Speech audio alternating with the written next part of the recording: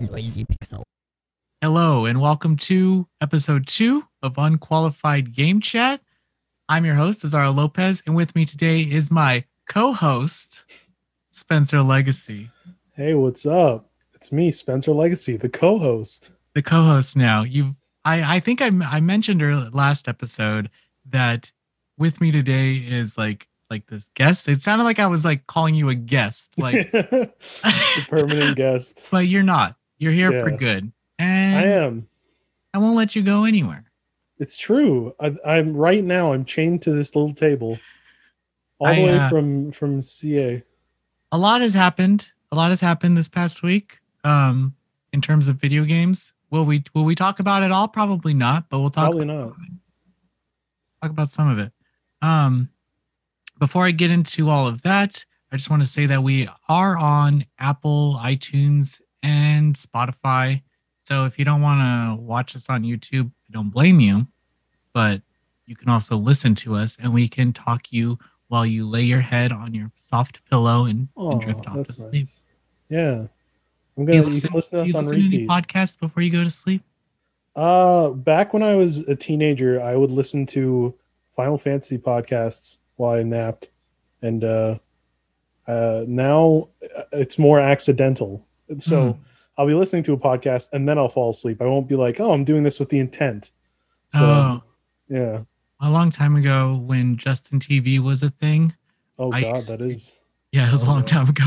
Yeah. I used to just stream AVGN 24/7. I would watch that and I would just fall asleep to it. And now, like, if I can't sleep and I'm just having one of those nights where like my mind is just all over the place, if I turn on one of his playlists on YouTube, dude, I'll crash right away. Oh, that's me with Red Letter Media. I can watch Red Letter Media and fall asleep and then just be like, yeah, it's how wonderful. Some people just have that voice where it does like kind of relax you, even if it's angry and just kind of outlandish. Even if it's a Rich Evans laugh. Right now I'm all about like NPR stuff again for some reason. Nice. But I'm not actually listening. I'm just like trying to just focus on something other than focusing on other things. Yeah. But if it's not that, then it's Bill Burr 24/7. I've just been listening to the Unqualified podcast on repeat for the whole week. Yeah, the first episode. Just the first episode.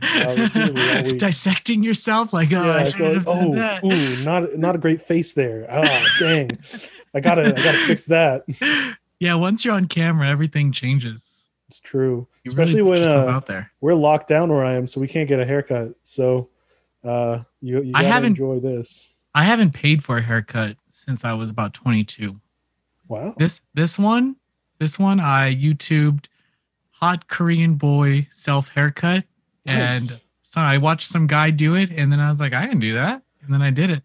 I was going to say at the beginning of the podcast, you look like a hot Korean boy. So, yeah. Well, it's so weird how that. That's what I was going for. It used to be longer. I recently cut it shorter. Just, I don't know why I got bored. And when I get bored, I'm bored. Let's see what happens. Woo!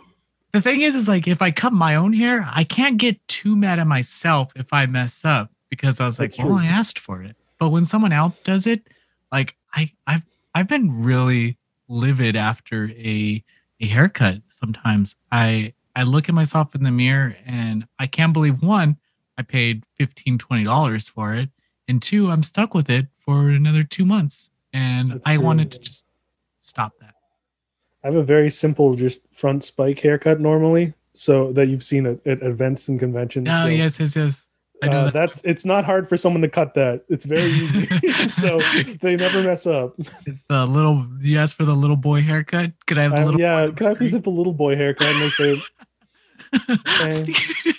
Again, Spencer. Okay, are you like 24? I'm like, just do it, please. People expect it. They won't notice me at events. We will get into events later on in the episode, but I think we should start off with what are you playing this week? Well, I foreshadowed it last week. I started playing World of Final Fantasy. Oh, dang. Did you hear the what the honk? A lot of times. I'm at Nibelheim, which is in Midgar, which is interesting, and it used to be Mist from Final Fantasy IV.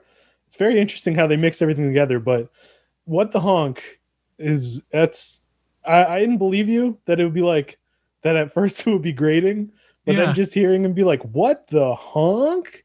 It's not like, subtle at all. It's not subtle. It's like, that doesn't feel like a natural thing that you say in this universe. That doesn't feel normal at all. It's like when they say like, hold your chocobos, you're like, I don't know about that. But I'm really enjoying the game. I love the stacking and the catching monsters. I'm always very excited when I see a new monster, and that's a good sign for a monster catching game, partially because I recognize them. So I'll be like, oh, that's a small behemoth. I'm excited. Or I'll be like, oh, it's a Moogle or a Cactuar. So yeah, I do agree with you about the voice acting. Some of it's a little extreme. Because I'm playing in English, because I wanted to hear what the honk, and it's too late to turn back now. But the thing about Japanese and English is like a lot of English people put down like, oh, subs over dubs, you know. But in Japan, I think that annoying thing that we hear in kind of voice acting in English, they hear in Japanese, and they feel the same way. And that's the thing about like context is like these characters are supposed to be annoying in many ways. They're like a comedy routine, essentially. Yeah. Like that's there's that little fairy character in that who repeats the same word. What does she say? She says the.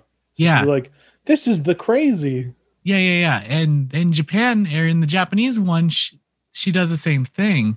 Yeah. But it won't annoy us because we're reading it and we just hear it and it sounds cute, you know? Yeah, it's true. But you don't notice like the flaws in Japanese voice acting if you don't fluently speak Japanese. So it's like, you're like, wow, the way that guy says Kishama, you're like, wow, that's cool as hell. But then if someone's like, you bastard, you're like, that stinks. So it really just boils down to what you understand, I guess. Yeah.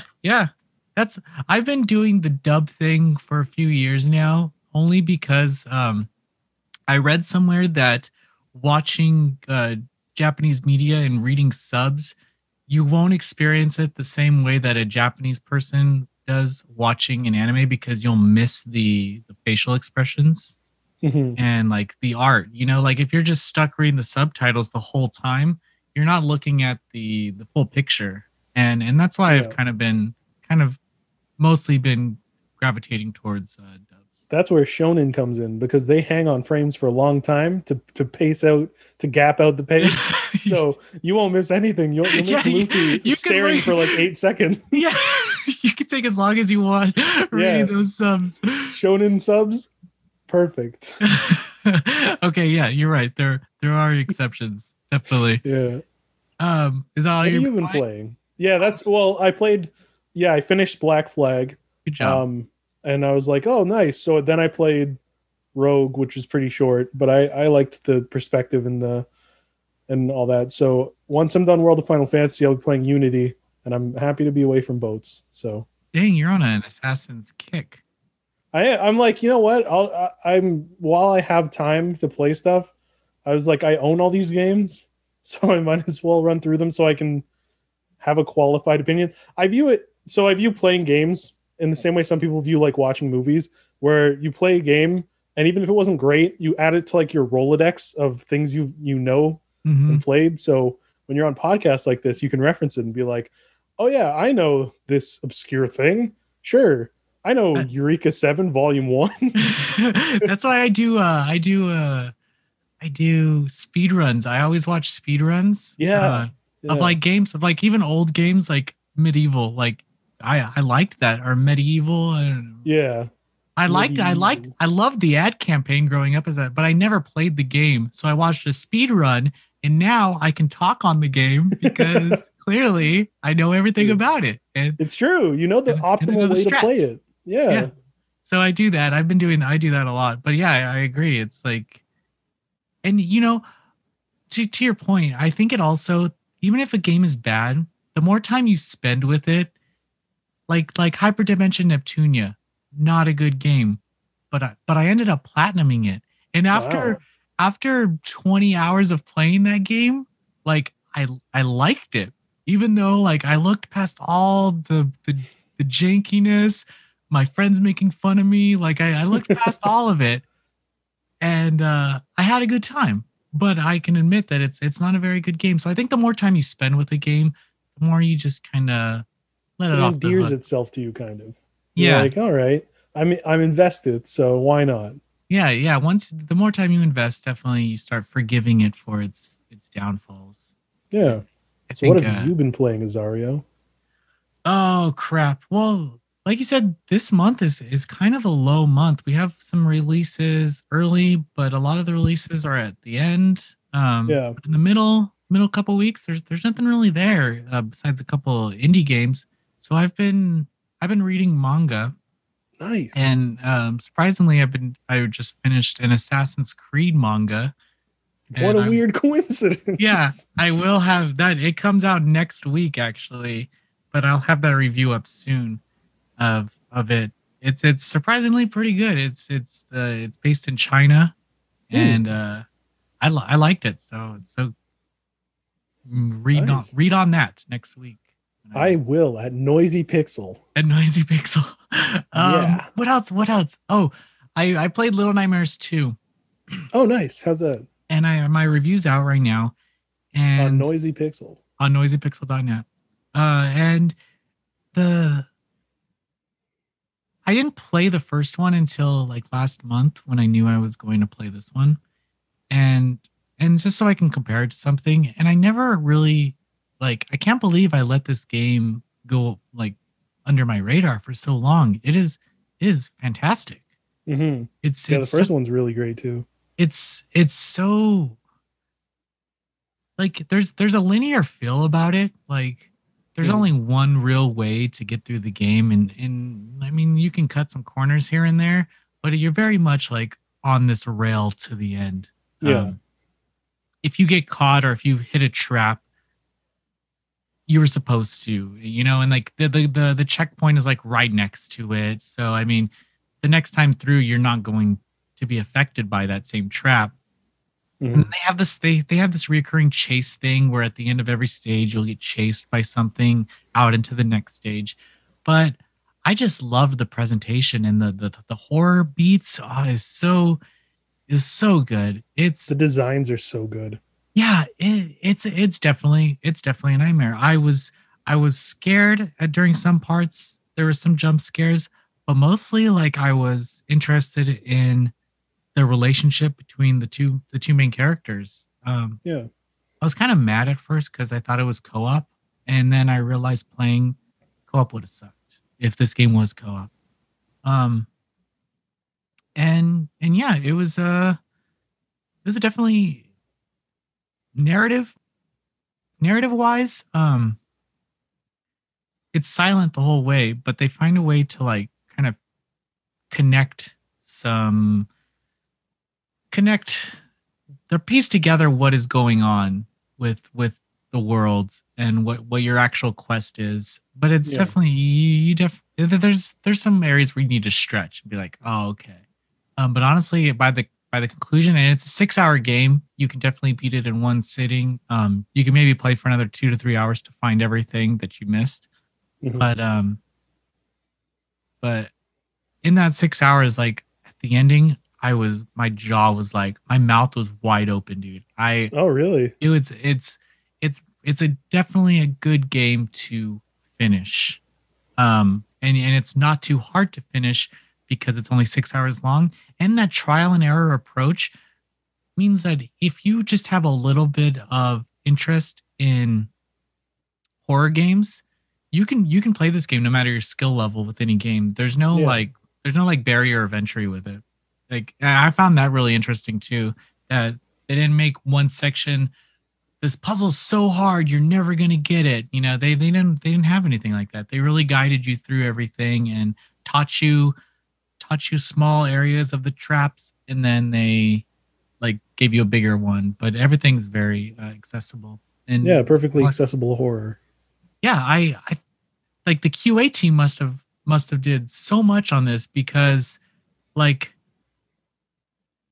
the second character, Six, she does things without you even asking her, and it's so cute. Like you'll pick up a ball, and she'll pick up a toy, and she'll just travel with you, and then you'll throw it on this button, and then her character will just throw it like to copy you. It's just really cute stuff like Oh, that. that's adorable. Yeah, and she's like as a second character, especially AI, you expect them to hold you back, and like, oh, come on, hurry up.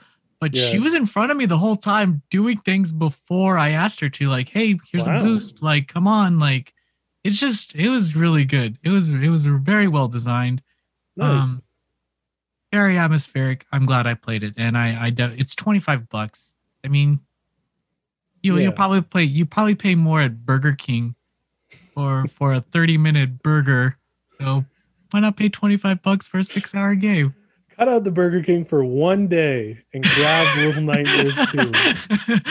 Oh yeah, because of Pokemon, everyone's eating McDonald's right now. Yeah, Huh? everyone's scalping McDonald's. You won't. Right It's tough to spend $20 at McDonald's. You gotta True. you gotta really try. You gotta get a lot of Happy Meals. You gotta be having the worst day of your life. You gotta be having a rough day. That's for sure. To dive into that, no judgment here. We all have those days. No, You know? We all have $20 McDonald days. we all do. That's what I've been playing. Like I said, there's not many games coming out next week. I can't wait for Persona 5 Strikers, though. I can't wait to play more of that. But that's at the end of the month. Our review is still on the site at noisypixel.net. Noisypixel.net.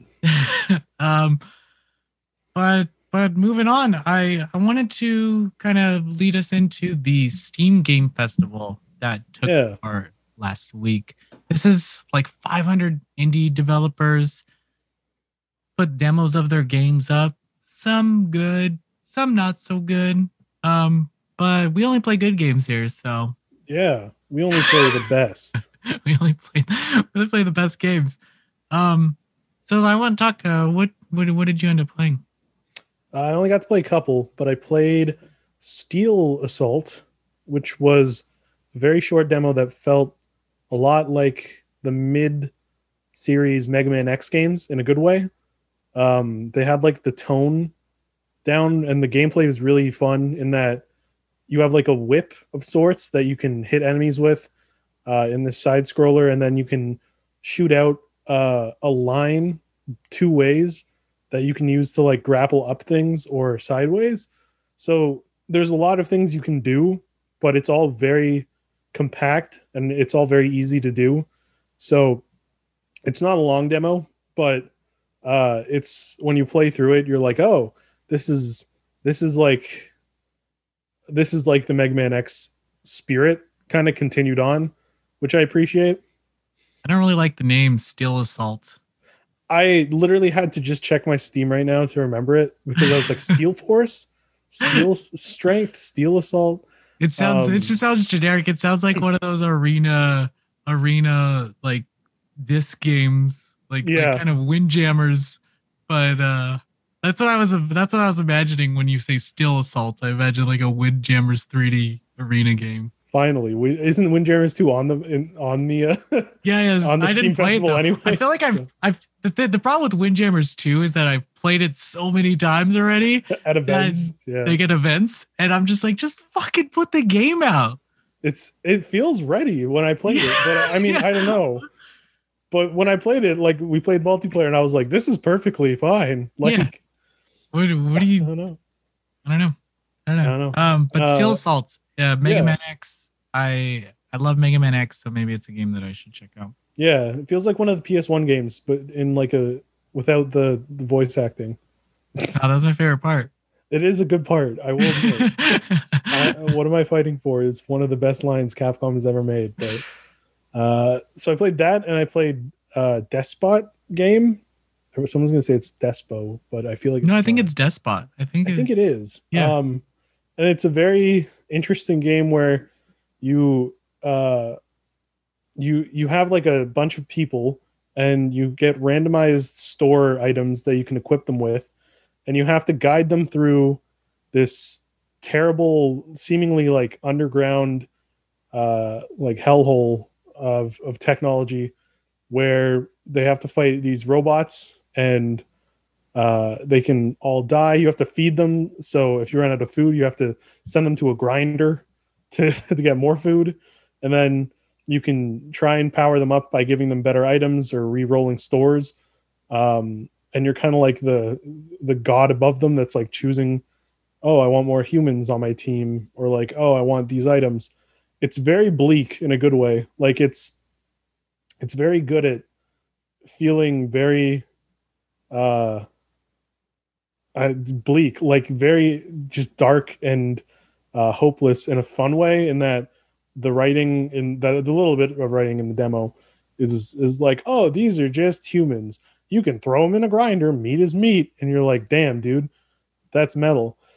But yeah, it's a short little fun thing. I clicked it because of the art, but I had fun with the gameplay. I don't know anything to compare it to because it's not a genre I'm normally playing, but It's like a materials management game. Like, it's kind of like that combined with, I want to say, a rogue like okay. with like, yeah, something like that. I don't even know what to compare it to fully, but it's interesting. I'd say to check out the demo.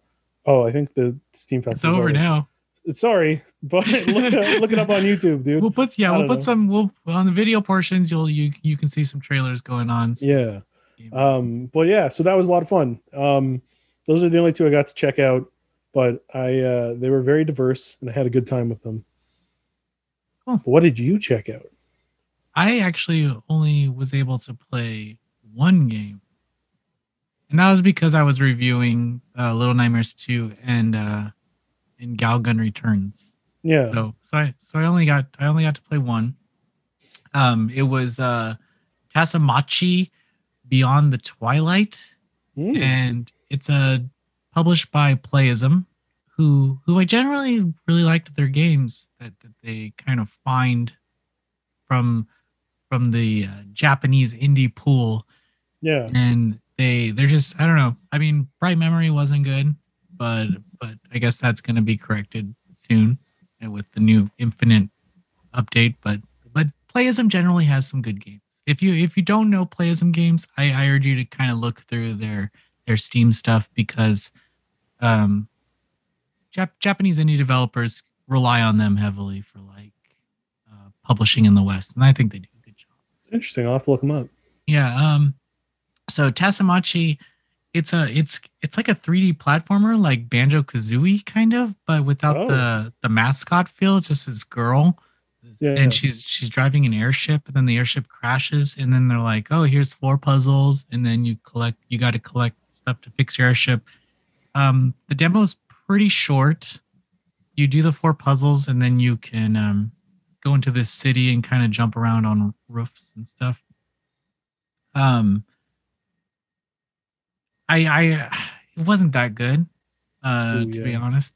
It's a pretty looking game, but with a 3D platformer, you gotta get the platforming down.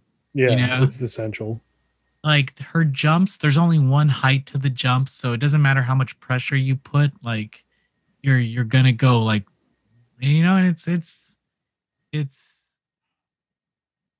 the jumping animation has a sudden end too, so it doesn't complete. So at the end, it like kind of just glitches and she's standing. Yeah, so it doesn't feel satisfying. Yeah, so there's definitely it's a rough right now. Like there's some platforms that go through objects and stuff, but they have the foundation down. I mean, there's really good. There's really beautiful sceneries. The town is well put together. It's just the platforming that really needs some fine tuning in terms of mechanics, because you got to get the jumping down. That's essential. Yeah. To any of those games, you got to make it feel rewarding. You got to give the player control, because I felt like I was more fighting the platforming, compensating for bad controls to make certain jumps, and you shouldn't do that. You shouldn't do that in platformers.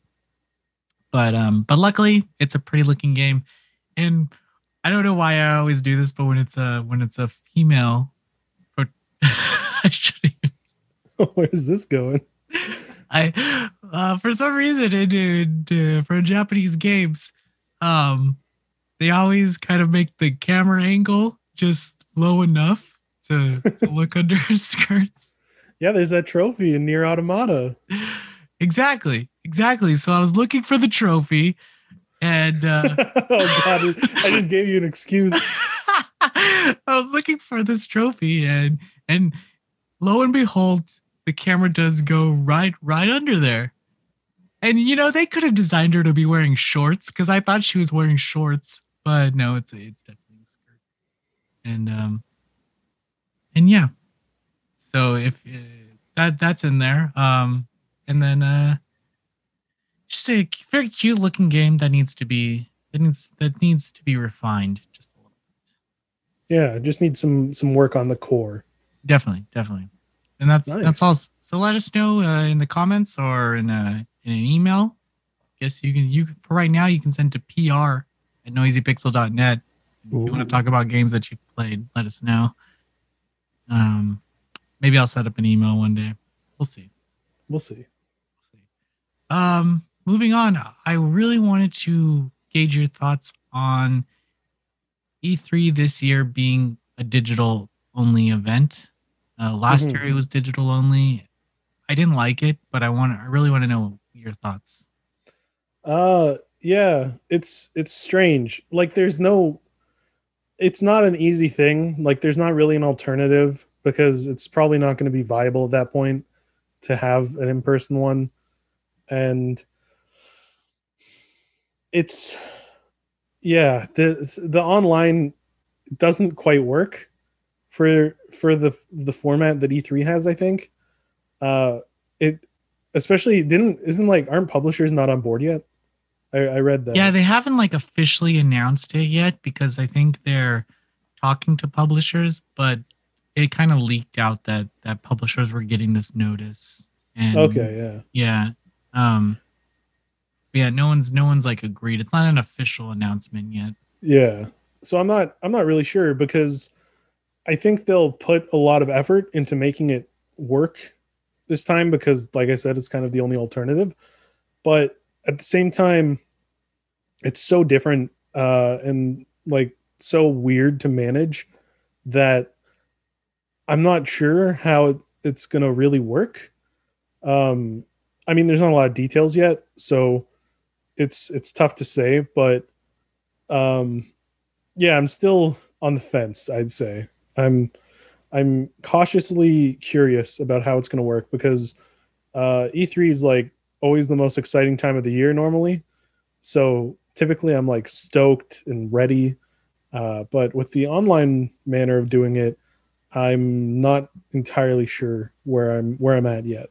Time will tell, but I don't know. What do you think? I think mostly what E3 being like this does is it sucks for smaller developers. Yeah.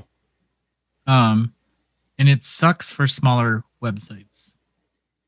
Generally during E3, a site our size for both of us does really well, because we get these interviews and we get these previews, and our speed at which we put them out gives us a lot of views, and be like, oh, this website is awesome, because look at how quickly they're previewing games that I enjoy, these indie games. Yeah.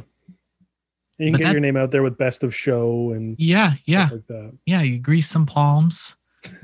I didn't say that. Do what you gotta do. Ooh. You gotta do what you gotta do. I gotta get out of here. Oh my god. Dude, okay. I didn't say that. I just want to clarify that. On the awards side of things, how does IGN have 50 best of show awards? I mean, it's a good show. It's a great show. It doesn't even, it's like everyone gets one. It's like a participation award at this point. Hey, they tried their best to put out a good game. Best of show.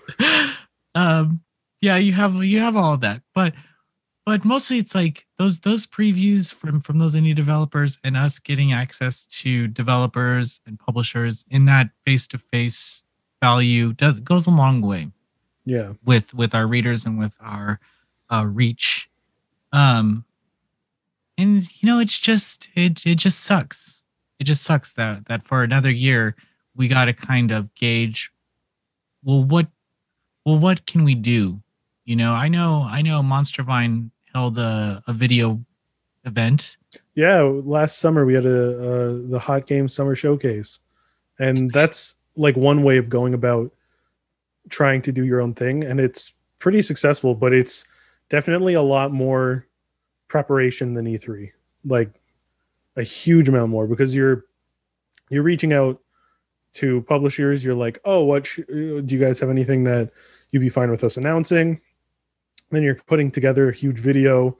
You're getting audio for it. You're getting assets. So it's a lot more than like, oh, I'm going to E3, so I just fly to California. I bring my laptop and hard drive, and I play games. I write about it. I figure out appointments. The end.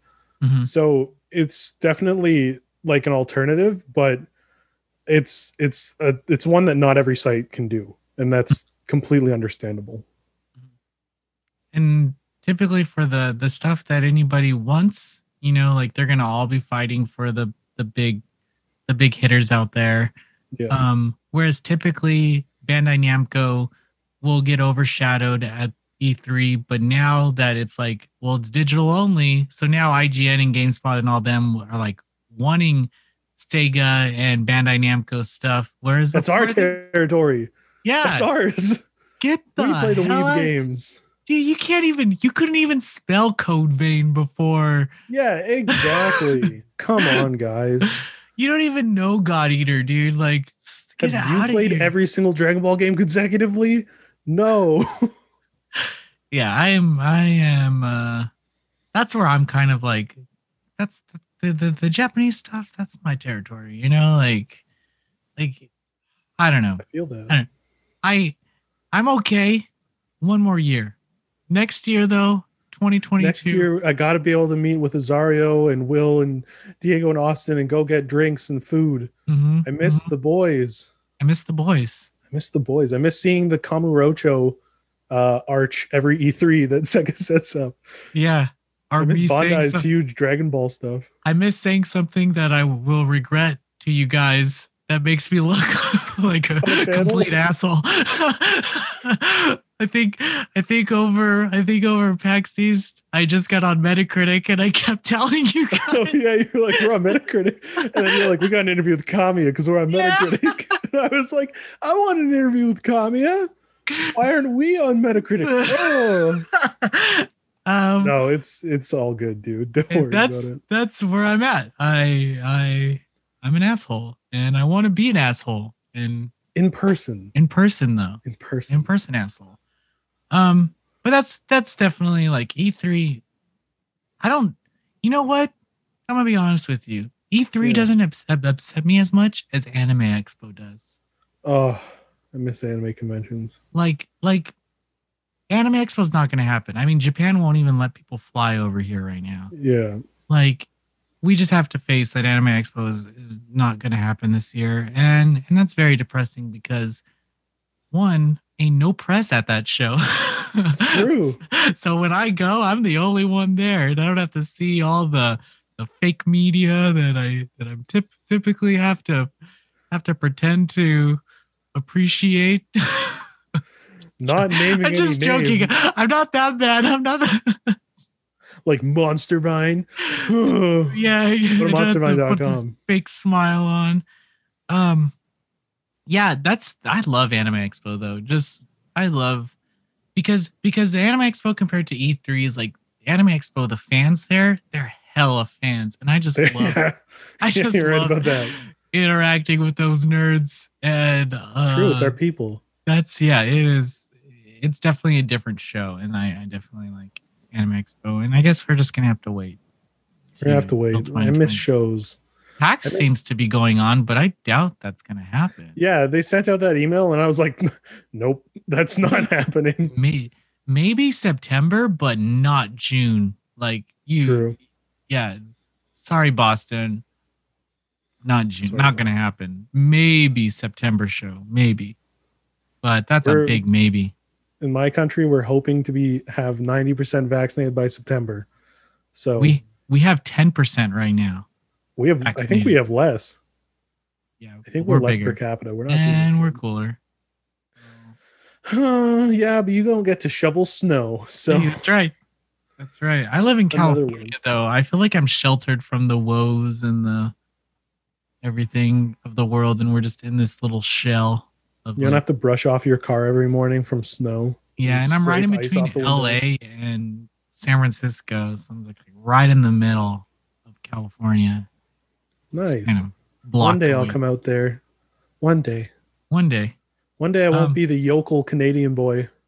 No, you'll always be that. You'll always be that. That's fair. I'm in I'm in Toronto. I'm in the Canadian New York. You guys have burritos over there? Yes. but are they actually It's not a burritos? foreign concept. It's a burrito. That's like you Are saying, they do you guys real have syrup? Are they real burritos? I don't know. I think. Sorry, my camera goes off. Oh wait, the temperature's getting high on my. We got to kick it out of here anyway. Yeah. Okay. So since my camera shut off, but my audio didn't, we'll wrap this up. Yeah. Just look at me. Thank you guys for listening. Thank you so much for watching. Closing statements, Spencer? Closing statements. We do have burritos. Thank you. I miss everybody. I love video games. And Are you gonna cry right now? please leave a comment to make me feel better. No, but that was another fun episode. I'm enjoying this podcast. I can't wait to make 100 of these. Yeah. Here's to 100. Here's to 100. Thanks, everyone. Have a great week. Be safe. See you around.